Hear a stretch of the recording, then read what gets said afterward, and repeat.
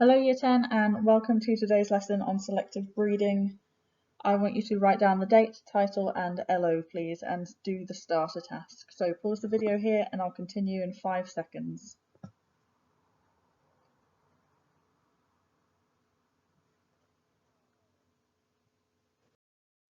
Okay, starter task number 1. Jim and Pam produce a child with cystic fibrosis despite being healthy. Using capital H and lowercase h for cystic fibrosis, draw a Punnett square to show how. So they're both healthy, so we know that they must carry the recessive gene.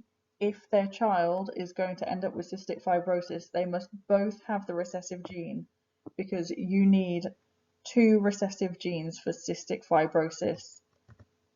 So we draw a Punnett square and then we do one parent's genotype at the top, another one down the side, and then we fill in appropriately.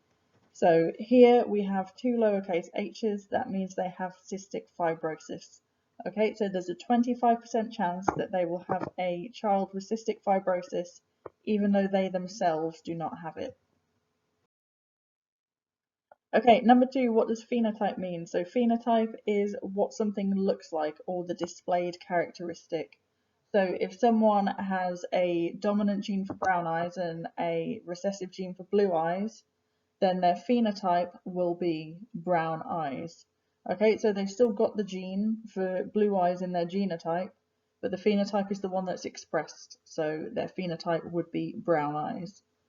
Number 3, what does heterozygous mean? So hetero means different, so it means they have 2 different alleles for a gene.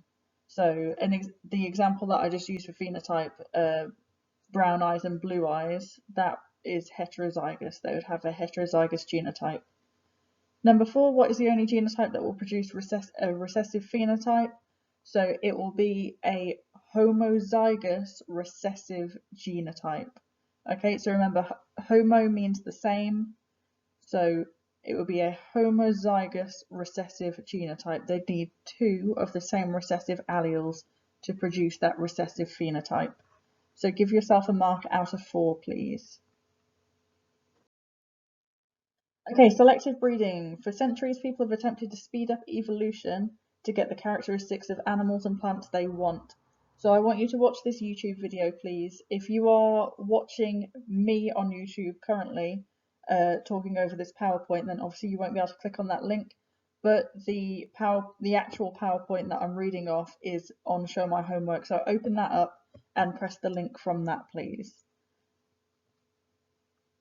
Okay, so pause the video here and come back once you've watched that video. Right, so now we're going to go through examples of why we do selective breeding. So first of all, we're going to do an example for chickens.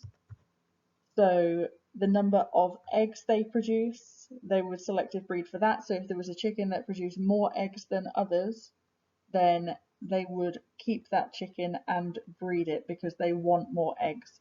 Okay, so you might remember from Chicken Run, where Mrs. Tweedy would line them all up and count how many eggs they produced. And then that one chicken hadn't laid any eggs all week, so Mrs. Tweedy took her and made it into a pie.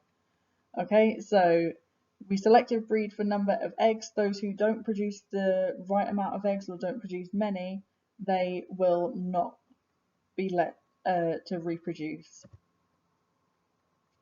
Okay, so the size of the eggs is important as well. The speed to maturity, so if a chicken grows faster, so grows bigger and faster than other chickens, then that's a good characteristic to have. So the farmers all want to breed them together to produce offspring that will have that characteristic. And feathers, so if they've got less feathers, then it's less work for the farmer to pluck the feathers for after the chicken's dead to sell it to be eaten. Okay, so these are all desired characteristics to make the farmer's job easier. So there are a lot of people who disagree with this selective breeding sort of thing because obviously it's not very nice on the animals. Okay, cows. And just to point out, this is Blue Cow from Story Makers on CBeebies. Please tell me that you guys are old enough to remember Story Makers because that show was great. If not, this is just going to look like a random blue cow to you guys, but I just wanted to include it. Shout out to story makers. So for cows, farmers want the quantity of milk to be a lot, and they want the muscle mass to be a lot for beef. Okay, so if there are two cows that have a lot of muscles, they're really big, then they will be bred together and their offspring will have that characteristic, hopefully. Okay, same with quantity of milk. If a cow produces a lot of milk, then when that cow breeds, their offspring has a chance to do that too. Okay, and remember that selective breeding goes on and on over generations until all offspring have that characteristic. Tomato plants and crops. Okay, so the things that we want for tomato plants and crops is number. We're not talking like tomato plants isn't, I've been very specific here. There's other fruit plants as well, so we could easily be talking about strawberries and things like that. Remember, these are just examples. So the number of tomatoes produced, the size of them, the flavour of them. So they might produce tomatoes that are really, really gross and bitter. In my opinion, tomatoes are gross anyway, but that's beside the point. They might produce tomatoes that are really gross, and then obviously they're not going to sell. So they want the flavour to be good as well. Disease resistance and yield. So that's just like the number again. Okay, an example of selective breeding. So this is what chickens used to look like in 1957, and then that chicken got their coop got bred and bred and bred until 1978. They were bigger, and then more random mutations happened in genetics, and offspring got bigger, so they were bred together. And now in 2005, they're really hench. Okay, so they could be made into a lot of pies rather than just one pie. Okay, same with dogs. They have been selectively bred to produce all of these different types of dogs. Obviously, these aren't all the different types of dogs in the world, but these are the main ones.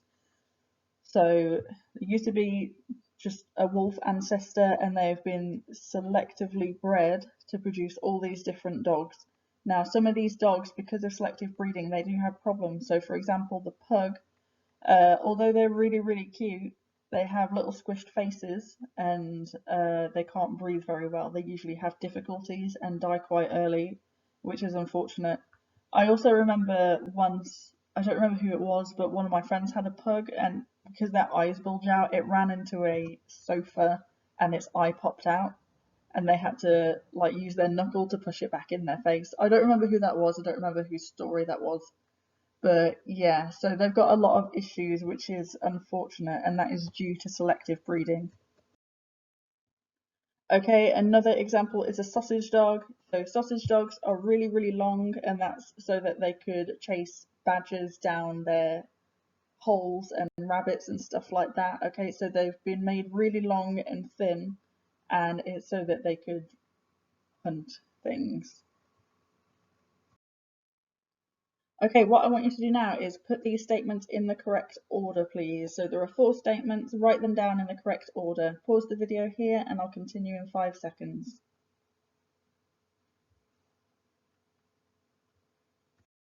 Okay, correct order is now on the screen. So farmers select the animals and plants with desirable characteristics.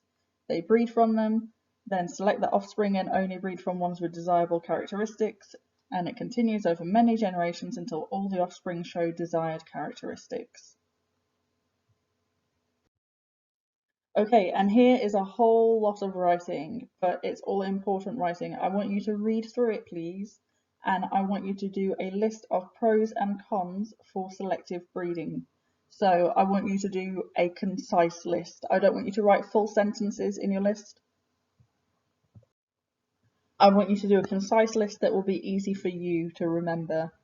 And then after you've done that, there is an exam question on Show My Homework, and I want you to do it, please, and I want you to send me that and I will mark it.